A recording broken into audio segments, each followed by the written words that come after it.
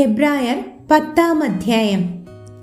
ന്യായപ്രമാണം വരുവാനുള്ള നന്മകളുടെ നിഴലല്ലാതെ കാര്യങ്ങളുടെ സാക്ഷാൽ സ്വരൂപമല്ലായ്ക കൊണ്ട് ആണ്ടുതോറും ഇടവിടാതെ കഴിച്ചു വരുന്ന അതേ യാഗങ്ങളാൽ അടുത്തു വരുന്നവർക്ക് സൽഗുണപൂർത്തി വരുത്തുവാൻ ഒരു നാളും കഴിവുള്ളതല്ല. അല്ലെങ്കിൽ ആരാധനക്കാർക്ക് ഒരിക്കൽ ശുദ്ധി വന്നതിൻ്റെ ശേഷം പാപങ്ങളെക്കുറിച്ചുള്ള മനോബോധം പിന്നെ ഇല്ലായ്ക കൊണ്ട് യാഗം കഴിക്കുന്നത് നിന്നു പോകയില്ലയോ? ഇപ്പോഴോ ആണ്ടുതോറും അവയാൽ പാപങ്ങളുടെ ഓർമ്മയുണ്ടാകുന്നു. കാളകളുടെയും ആട്ടുകൊറ്റന്മാരുടെയും രക്തത്തിന് പാപങ്ങളെ നീക്കുവാൻ കഴിയുന്നതല്ല. ആകയാൽ ലോകത്തിൽ വരുമ്പോൾ ഹന്യയാഗവും വഴിപാടും നീ ഇച്ഛിച്ചില്ല, എന്നാൽ ഒരു ശരീരം നീ എനിക്ക് ഒരുക്കിയിരിക്കുന്നു. സർവാംഗ ഹോമങ്ങളിലും പാപയാഗങ്ങളിലും നീ പ്രസാദിച്ചില്ല. അപ്പോൾ ഞാൻ പറഞ്ഞു, ഇതാ ഞാൻ വരുന്നു, പുസ്തക ചുരുളിൽ എന്നെക്കുറിച്ച് എഴുതിയിരിക്കുന്നു. ദൈവമേ, നിന്റെ ഇഷ്ടം ചെയ്യുവാൻ ഞാൻ വരുന്നു എന്ന് അവൻ പറയുന്നു. ന്യായപ്രമാണപ്രകാരം കഴിച്ചു വരുന്ന യാഗങ്ങളും വഴിപാടും സർവാംഗ ഹോമങ്ങളും പാപയാഗങ്ങളും നീ ഇച്ഛിച്ചില്ല, അവയിൽ പ്രസാദിച്ചതുമില്ല എന്നിങ്ങനെ പറഞ്ഞ ശേഷം ഇതാ ഞാൻ നിന്റെ ഇഷ്ടം ചെയ്യുവാൻ വരുന്നു എന്ന് പറഞ്ഞുകൊണ്ട് അവൻ രണ്ടാമത്തേതിനെ സ്ഥാപിപ്പാൻ ഒന്നാമത്തേതിനെ നീക്കിക്കളയുന്നു. ആ ഇഷ്ടത്തിൽ നാം യേശുക്രിസ്തു ഒരിക്കലായി കഴിച്ച ശരീരയാഗത്താൽ വിശുദ്ധീകരിക്കപ്പെട്ടിരിക്കുന്നു. ഏത് പുരോഹിതനും ദിവസേന ശുശ്രൂഷിച്ചും പാപങ്ങളെ പരിഹരിപ്പാൻ ഒരു നാളും കഴിയാത്ത അതേ യാഗങ്ങളെ കൂടെ കൂടെ കഴിച്ചും കൊണ്ട് നിൽക്കുന്നു. യേശുവോ പാപങ്ങൾക്ക് വേണ്ടി ഏകയാഗം കഴിച്ചിട്ട് എന്നേക്കും ദൈവത്തിന്റെ വലത്ത് ഭാഗത്ത് ഇരുന്നു കൊണ്ട് തൻ്റെ ശത്രുക്കൾ തൻ്റെ പാദപീഠമാകുവോളം കാത്തിരിക്കുന്നു. ഏകയാഗത്താൽ അവൻ വിശുദ്ധീകരിക്കപ്പെടുന്നവർക്ക് സദാകാലത്തേക്കും സൽഗുണപൂർത്തി വരുത്തിയിരിക്കുന്നു. അത് പരിശുദ്ധാത്മാവും നമുക്ക് സാക്ഷീകരിക്കുന്നു. ഈ കാലം കഴിഞ്ഞ ശേഷം ഞാൻ അവരോട് ചെയ്യുവാനിരിക്കുന്ന നിയമം ഇങ്ങനെയാകുന്നു: എൻ്റെ ന്യായപ്രമാണം അവരുടെ ഉള്ളിലാക്കി അവരുടെ ഹൃദയങ്ങളിൽ എഴുതും എന്ന് കർത്താവിൻ്റെ അരുളപ്പാട് എന്ന് അരുളി ചെയ്ത ശേഷം അവരുടെ പാപങ്ങളെയും അകൃത്യങ്ങളെയും ഞാൻ ഇനി ഓർക്കുകയുമില്ല എന്ന് അരുളി ചെയ്യുന്നു. എന്നാൽ ഇവയുടെ മോചനമുള്ളയിടത്ത് ഇനിമേൽ പാപങ്ങൾക്ക് വേണ്ടി ഒരു യാഗവും ആവശ്യമില്ല.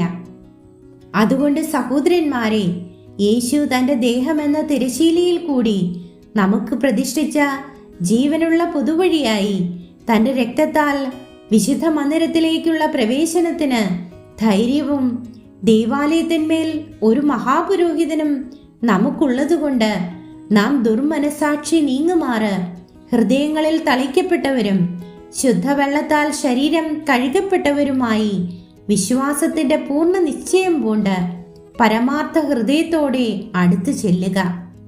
പ്രത്യാശയുടെ സ്വീകാരം നാം മുറുകെ പിടിച്ചുകൊള്ളുക. വാഗ്ദത്തം ചെയ്തവൻ വിശ്വസ്തനല്ലോ. ചിലർ ചെയ്യുന്നതുപോലെ നമ്മുടെ സഭായോഗങ്ങളെ ഉപേക്ഷിക്കാതെ തമ്മിൽ പ്രബോധിപ്പിച്ചുകൊണ്ട് സ്നേഹത്തിനും സൽപ്രവൃത്തികൾക്കും ഉത്സാഹം വർദ്ധിപ്പിപ്പാൻ അന്യോന്യം സൂക്ഷിച്ചു കൊള്ളുക. നാൾ സമീപിക്കുന്നു എന്ന് കാണുന്തോറും അത് അധികമായി ചെയ്യേണ്ടതാകുന്നു. സത്യത്തിന്റെ പരിജ്ഞാനം ലഭിച്ച ശേഷം നാം മനഃപൂർവ്വം പാപം ചെയ്താൽ പാപങ്ങൾക്ക് വേണ്ടി ഇനി ഒരു യാഗവും ശേഷിക്കാതെ ന്യായവിധിക്കായി ഭയങ്കരമായൊരു പ്രതീക്ഷയും എതിരികളെ ദഹിപ്പിപ്പാനുള്ള ക്രോധാഗ്നിയുമേയുള്ളൂ. മോശയുടെ ന്യായപ്രമാണം അനുസരിക്കാത്തവന് കരുണ കൂടാതെ 2-3 സാക്ഷികളുടെ വാമൊഴി കേട്ട് മരണശിക്ഷ കൽപ്പിക്കുന്നുവല്ലോ. ദൈവപുത്രനെ ചവിട്ടിക്കളയുകയും തന്നെ വിശുദ്ധീകരിച്ച നിയമരക്തത്തെ മലിനം എന്ന് നിരൂപിക്കുകയും കൃപയുടെ ആത്മാവിനെ നിന്ദിക്കുകയും ചെയ്തവൻ എത്ര കഠിനമേറിയ ശിക്ഷയ്ക്ക് പാത്രമാകും എന്ന് വിചാരിപ്പിൻ.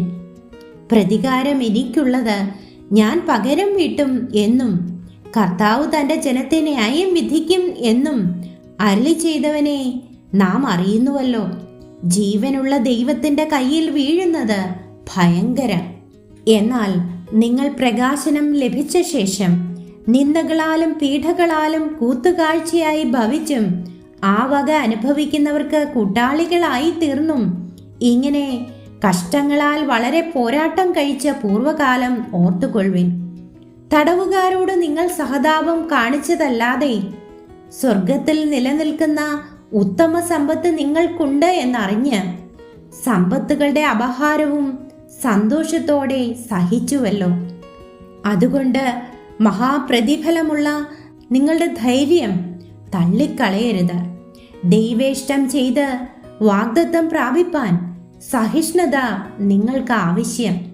ഇനി എത്രയും അല്പകാലം കഴിഞ്ഞിട്ട് വരുവാനുള്ളവൻ വരും, താമസിക്കുകയുമില്ല. എന്നാൽ എൻ്റെ നീതിമാൻ വിശ്വാസത്താൽ ജീവിക്കും. പിന്മാറുന്നു എങ്കിൽ എൻ്റെ ഉള്ളത്തിന് അവനിൽ പ്രസാദമില്ല. നാമോ നാശത്തിലേക്ക് പിന്മാറുന്നവരുടെ കൂട്ടത്തിലല്ല, വിശ്വസിച്ച് ജീവരക്ഷ പ്രാപിക്കുന്നവരുടെ കൂട്ടത്തിൽ അത്രേ ആകുന്നു.